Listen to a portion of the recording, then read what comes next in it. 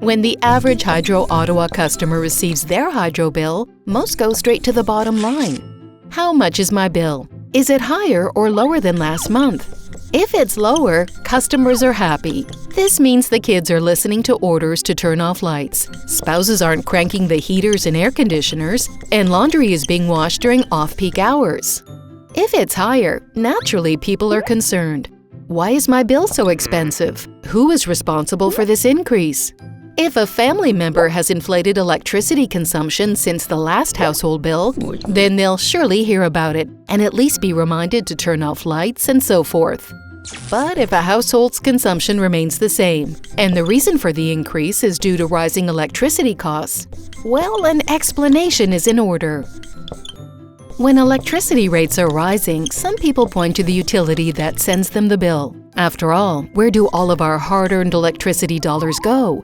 But did you know that most of the things that drive electricity prices in Ottawa don't come from Hydro Ottawa? Part of the confusion and resulting frustration can be traced back to the complexity of the electricity bill. But to fully understand the bill, you have to understand how the electricity system is set up in Ontario. By the time electricity arrives on the doorstep of a Hydro Ottawa customer, it has traveled a very long way.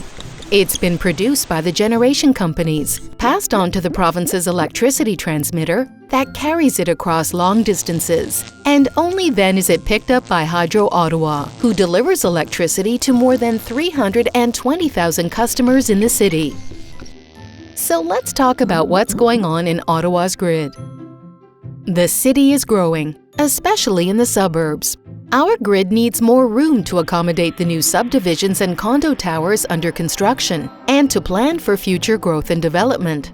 At the same time, Hydro Ottawa's electricity grid is aging, and this is impacting our service reliability. Large segments of the network were built in the 1960s, 70s, and 80s. While maintenance has prolonged the life of these assets, about 30% of assets now need to be replaced. Approximately 26% of all power outages in the city are caused by aging equipment. To deal with this challenge, Hydro Ottawa is working hard to replace infrastructure that is past its useful life. Over the last 5 years, Hydro Ottawa has executed the largest construction programs in the company's history, replacing approximately 175,000 kilometers of aging lines, more than 2,400 old poles, and 2,600 transformers.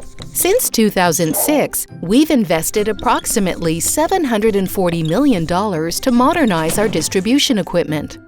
But even after all of that construction, about 85% of our poles, transformers, and power lines still need to be replaced over the next 20 years.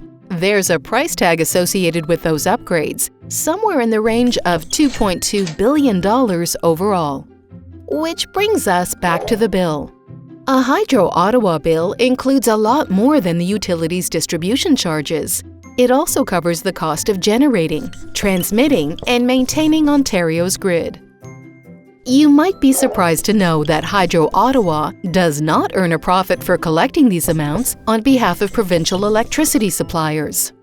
The money you pay is passed directly along to these other companies. In the end, Hydro Ottawa's portion of the overall bill is about 20%. The good news is that your electricity dollars are working for you.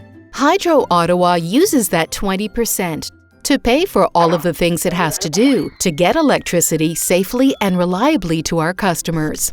In addition to the significant investments needed to build and maintain Ottawa's grid, it covers the company's necessary operating costs, like staff and facilities. Essentially, you're buying into a reliable electricity system, not just for Ottawa, but for the province of Ontario as a whole.